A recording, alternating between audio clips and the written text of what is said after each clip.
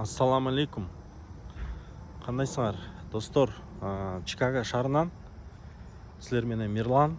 Силерге бир эки маселе боюнча бир аз кеп маек куруп кетейин деп чечтим. Эми анча мынчалар туура кабыл алат деп ойлойм.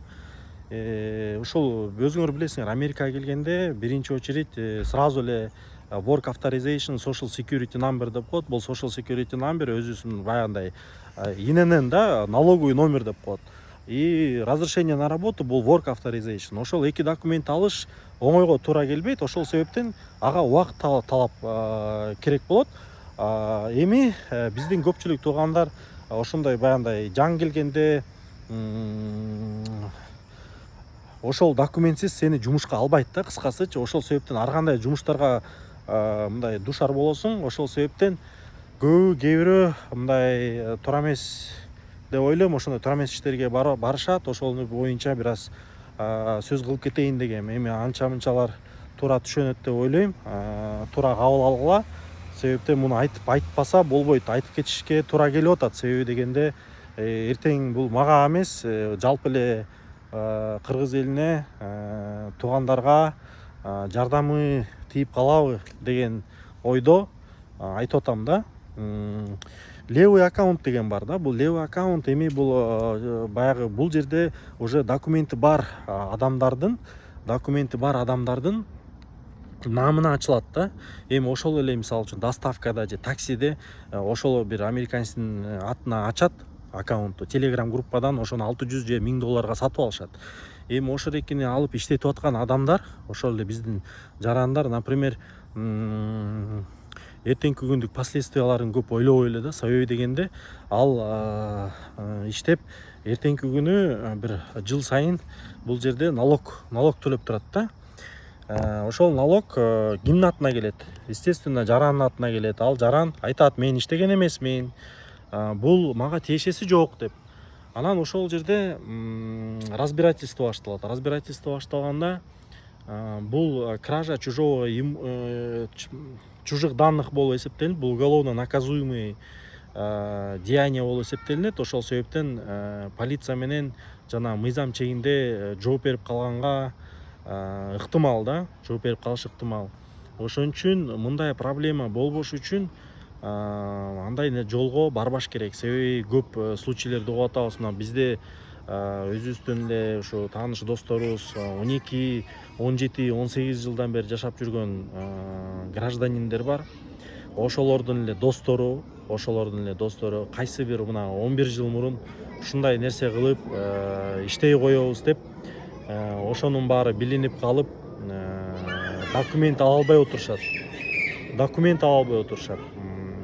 Эмне себеп болгон? Себеби соттон айткан, сен ушундай кылыптырсың депчи. Ошол себептен мына же үйгө кете албайт, же туугандарын көрө албай ошондой нерселерди убагында туура эмес ишкерге барып койгон себебинен болуп атат да мунун баарычы.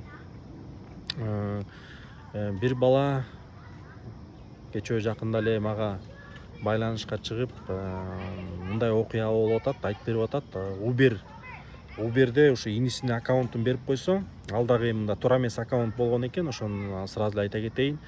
Баягы идентификация личности деген бар экен да. Ошол экини базып алыптыр случайно. Ал эми баягы Uber компаниянын өзүнө баягы текшерүүгө жөнөтүлүп атат да. Өзү текшерүүгө, аккаунтту баягы верификация деп коебу, чыгылса өзүнүн баягы текшерүү, ошол иштеп атабы же ким иштеп атат. Эми ал жерде естественно служба поддержки өзлөрүнүн баягы служба собственной безопасности болобу, ошолор баягы иликтөө жүргүзүп, ал тем более өз баягы түшүнүп атасыңар да, аты мисалы үчүн американские данныйлары болсо, иштеп жүргөн адам башка адам болот.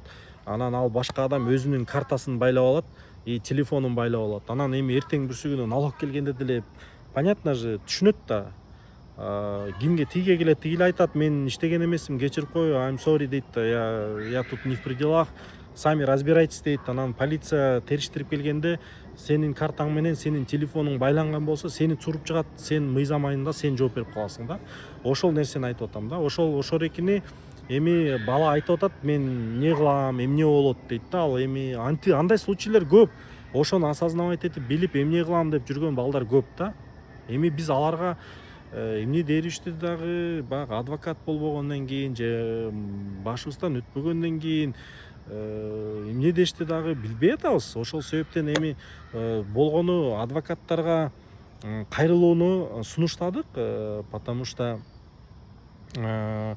муну только адвокаттар туура жолду айтышат да. Себеби албетте адвокаттардын түрлөрү бар. Иммиграционный адвокат деген бар, жол эрежеси боюнча, ошол эле уголовный иш боюнча деп коебузбу, ошондой боюнча да бөлүнүшөт да. Эми ошолго аппоинтмент алып, жазылып, алар дагы баягы биздикиндей эле алло деп эле чала калбайсың. Аларга да аппоинтмент аласың, аларга запись кылып алып, $150-200 заранее төлөп, жарым саат анан консультация аласың аларданчы. Оңой эмес да. Анан ошолордун кеңешин же сунуштарын угуп, анан иш дальше кандай болот көрө жатат.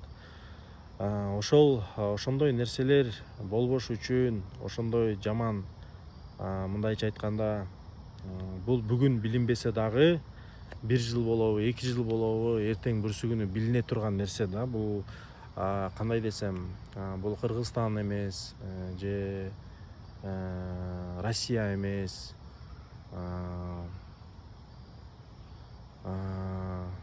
биздин СНГ мамлекеттеринде болгон мамлекет эмес да, кыскасычы.